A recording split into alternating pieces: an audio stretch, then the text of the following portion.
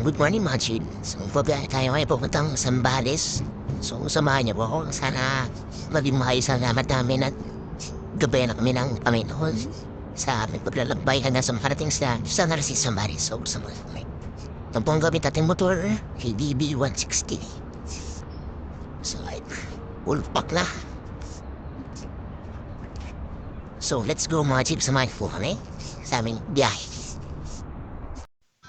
Time shift, 6:15 a.m. in the morning. So, nandito na yan sa Alabang Market. 6:45 a.m. Nandito na kami sa SM Bicutana. So, nanggaling kami from Muntinlupa. After 1 hour, nandito agad tayo sa SM San Lazaro. After 1 hour ulit, nandito na tayo ngayon sa Monumento. Dito, napaka-smooth lang na ating biyahe. Napakaganda ng daan. After 30 minutes, nakarating ka tayo dito ng SM City, Valenzuela. Dahil hindi naman gano'n ka-heavy ang traffic. We are now entering to Bulacan. So, dito sa part na to, magiging challenge sa atin to dahil ang mga daan dito is uneven road at mga lubak-lubak lalo na dito sa Giginto, Bulacan. After 1 hour, nakarating agad tayo dito ng Pampanga. So, yan. Kakain muna tayo dito dahil nagugutom na tayo at ang pinaka-first breakfast. So, yan, bumakbak na ulit agad kami. Almost 1 hour and 30 minutes. Nakarating kami dito sa Subic. So, mag-stop over kami dito para mag-take ng pictures. Yan, mga jeep, after na 20 out 5 minutes, bumakbak na ulit kami para makarating agad kami sa San Marcelino, Zambales. At itong kaya to medyo malog na ang traffic. So sa part na to, hindi muna kami nakakuha ng video dahil linabutan kami ng ulan. So makakapote pa kami dito. Naisipan na namin hindi namin narisin ang kapote dahil malapit na rin naman kami sa location na pupuntahan namin. So samahan niyo ulit kami mga jeep. Let's go!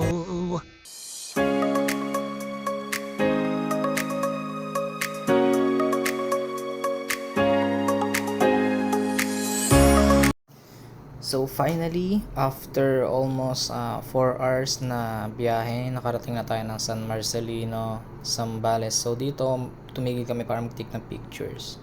Yan, after mga 10 minutes, nandito na kami sa may Barangay La Paz, San Narciso. Yan, after nyan, andito na kami sa aming destination. At dito kami mag-i-stay sa Prince JB Beach Resort. Ayan. So, dito sa part na to, in-start na namin kontakin si Ma'am Che dahil siya yung contact person namin dito sa beach resort. So, ayan, maghahanap muna tayo ng parking kung saan pwede mag-park ng ating motor na ADV 160. After na makontak si Ma'am Che, so ito, nagre-registration kami for check-in sa unit na kinuha namin na 2 bedrooms for couples. So, ito, in-start kaming itour ni Ma'am Che muna sa loob ng beach resort para alam namin kung saan kami mag-iikot-ikot, saan kami pupunta. So, ito, habang naglalakad kami, ayan, kita ito, side, right side, ayan po is mga rooms din. Mga family room, mga malalaki po ang rooms nila dyan. So, after that, ito po, kung napapansin niyo, medyo maganda naman yung paligid ng halaman. Ayan, sa left side, makikita niyo yung comfort room. Ayan. So dito sa part naman ito yung swimming pool nila na access na rin po yan. So pag ano ka sa kanila, avail ka na ng room, so kasama na sa access yung pool na yan. So ang open ng pool is 8 a.m. until 10 p.m. ng gabi. Yan, pwede kayong maligo dyan. So may curfew din sila sa pagligo. After nyan, naglakad-lakad ulit kami. So titingnan namin ang front beach. Dito sa left side, nakita nyo ATV, billiard, may video okay din dyan. So, tuwing Saturday night, meron ditong night bar. So, ayan, meron din sila mga food dito at saka drinks yan. Milk tea. Sa part na yun, pwede ko rin bumili ng beverages nila. At may mga other food pa sila like pizza, burgers. Ayan, may skonyelo, halo-halo. Mga sweets yan. Kung gusto niya mga rice meal, meron din sila dito. Mga silog, ayan. mag-iikot-ikot muna kami dito. So, titignan namin yung front beach. Ayan, Chip. Kasama naman si Ma'am Che. Ma'am Che, thank you for your kind. Dahil hindi mo kami pinabayaan. At itinuro mo sa amin kung saan yung mga places na pwede namin puntahan at bawal puntahan. So, itong front beach nila.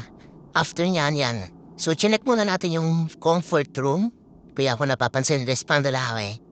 Ayan. So, maganda yung comfort room nila. Malinis din naman. So, ayan. Medyo buhangin lang. Siyempre, expect na natin yan kasi nasa dagat tayo. Ayan, magaganda yung mga comfort rooms nila dito. Itong part naman na to, so ito yung nakuha namin couple room for 2 packs. Ito yung itsura ng room nila. Ayan. Actually, bakit siya red? Kasi red doors yung rooms nila dito. Ayan. So, may aircon, may TV. Ayan. Maganda yung pagkakaayos ng bed. Malaki yung space. So, actually, pwede mag 3 packs dito. Kung pwede, makikiusap tayo kala ma'am. So, ito, tingnan natin itong isang room na good for 3,500 pesos din na pang-couple. So, ito, mas malawak to, mga cheap. So, actually, pwede ka dito mag 4 packs.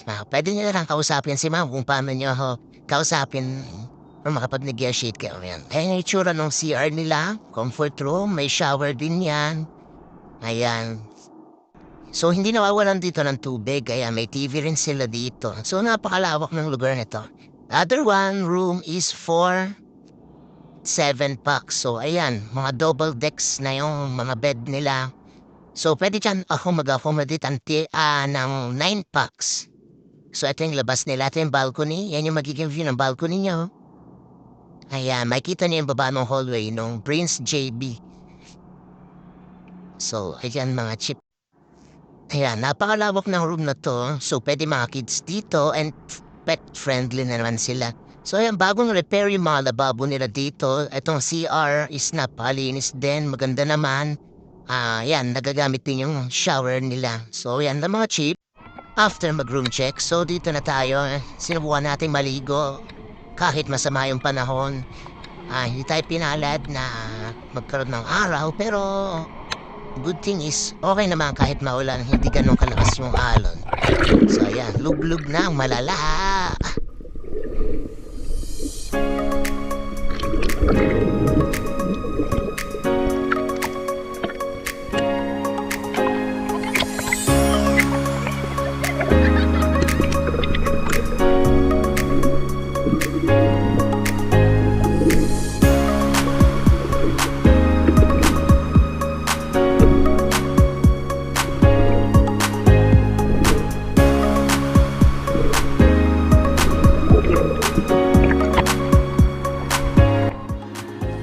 This time naman, eto na yung time na nag-start na yung night bar nila or nightlife.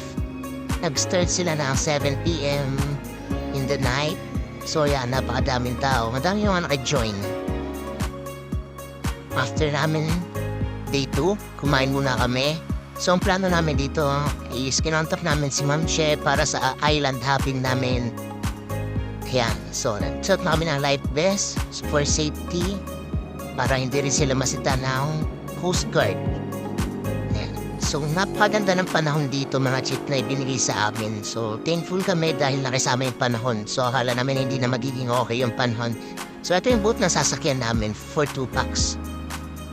After naman yan, ayan, sasakay na tayo. Dito, ang binayaran namin sa bangka is 2,500 for 2 islands. So, ang pupunta namin island is Capones and Camara Island. So yan, start na ang journey natin dito. Let's go mga chip. So ayan na, paanda rin na yung bangka. Ito nakikita ang island, yun na yan. Yan na po yung nakikita nyo, island ng Zambales na napakaganda po talaga. Yung bundok na yan, napakaganda mga chip. Kung nakikita nyo lang in personal.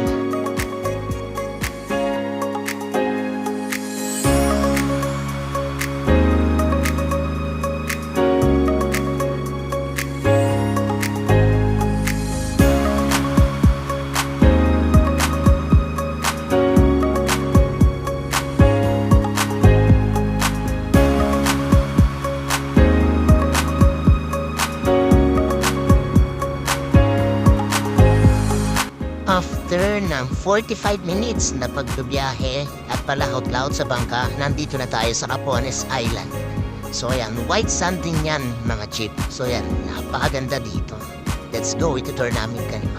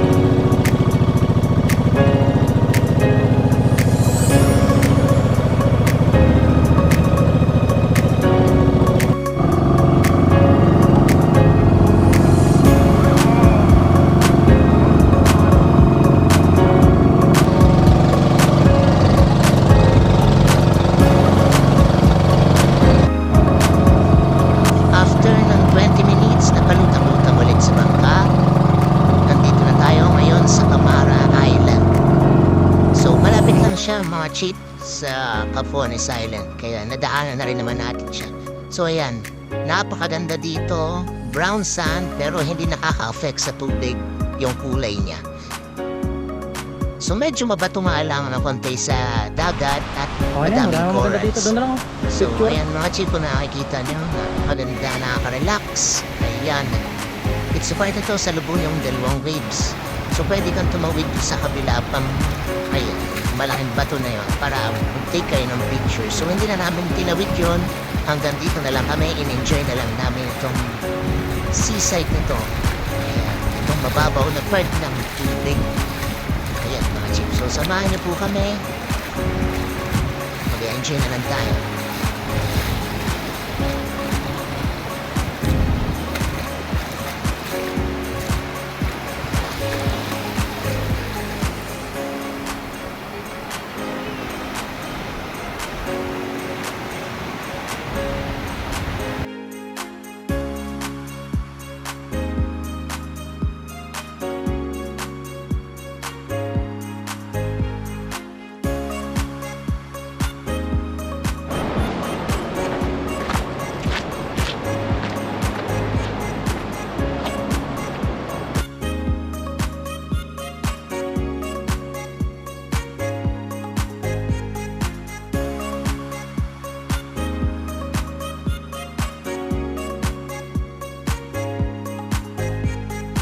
Maganda ulit ang weather bago tayo umuwi. Ito ang pinaka-last kuha namin ng video sa mismong Prince JB Beach Resort.